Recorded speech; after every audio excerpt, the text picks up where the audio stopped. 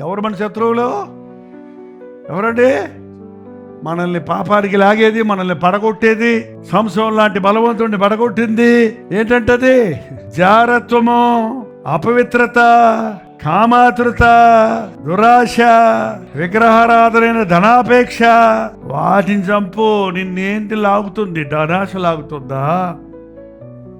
శరీరేచ్ఛలు లాగుతున్నాయా? లోకాశలు లాగుతున్నాయా? లోకంలో గొప్ప అవ్వాలనే ఆశ నిన్ను దేవుని దగ్గర నుంచి దూరపరిచేది ఏంటి? అది నిన్ను అంటాడుతుంది, నిన్ను లాక్కెళ్ళిపోతుంది, నిన్ను పడగొట్టేస్తుంది, నిన్ను లేవనివ్వటం లేదు, దేవుని కోసం బతకనివ్వటం లేదు. నిద్రమత్త, తిండిపోతానమా, సోమర్తనమా, నిర్లక్ష్యమా, నీ కోపమా, నీ దురాశ, నీ అసూయ, వాటిని చంపు. వాటి వల్లే మనం దేవునికి పనికి రాకుండా పోతున్నాం, వాటి వల్లే మనం పడిపోతున్నాం.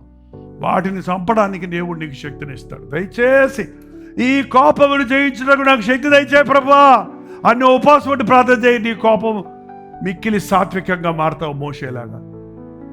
దయచేసి అయినా ఈ అపవిత్రించి నన్ను విడిపించు, ఈ దుష్ట తలుపుల నుంచి నన్ను విడిపించు, ఈ శరీరాల నుంచి విడిపించు.